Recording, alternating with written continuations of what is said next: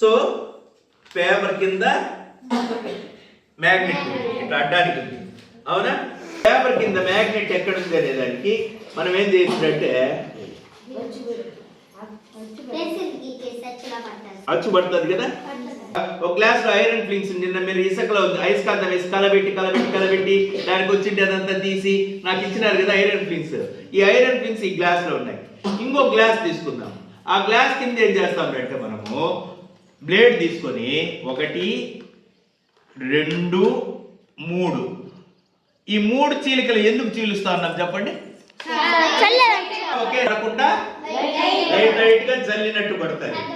దీనిలోకి ఏం చేసుకున్నామంటే మన దగ్గర ఉండే ఐరన్ ఫ్లింక్స్ అన్ని తీసుకునేసినామా? ఓకే,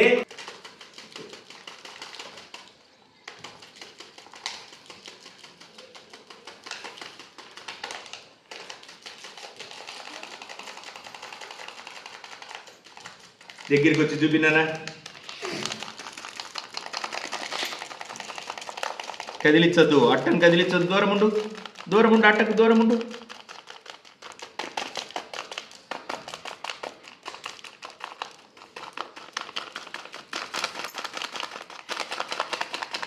ఇక్కడ చూడండి, దూరం పోయినాక ఇక్కడికి వచ్చినాక చూడండి ఐరన్ ఫ్లేక్స్ కదలడంలే, నిల్చుకోవడం కూడా లే, అట్రాక్ట్ కావడం లే. అంటే ఇక్కడికి వచ్చేవాడికి ఈ బార్ మ్యాగ్నెట్ యొక్క మ్యాగ్నెటిజం ఈ దూరంగా లేదు, దగ్గరగానే ఉంది.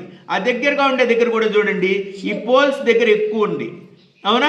పోల్స్కి ఎదురుగ్గా కూడా ఎక్కువ ఉంది.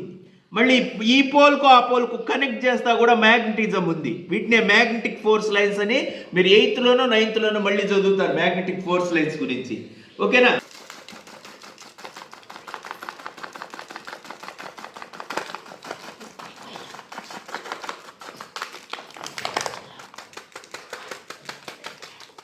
మీరు ఇక్కడ చూస్తే దూరంగా అంతా ఏం మ్యాగ్నెటిక్ లైన్స్ రాలే, ఇక్కడంతా మ్యాగ్నెటిక్ లైన్స్ వచ్చినాయి. ఎక్కడ ఎక్కువగా ఉంది మ్యాగ్నెటిజం? మధ్యలో ఎక్కువగా ఉందా పోల్స్ దగ్గర? రైట్.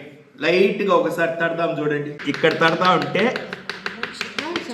అక్కడ మీరు గమనిస్తే ఎక్కడికి పోయి అతుక్కుంటా ఉందో చూడండి.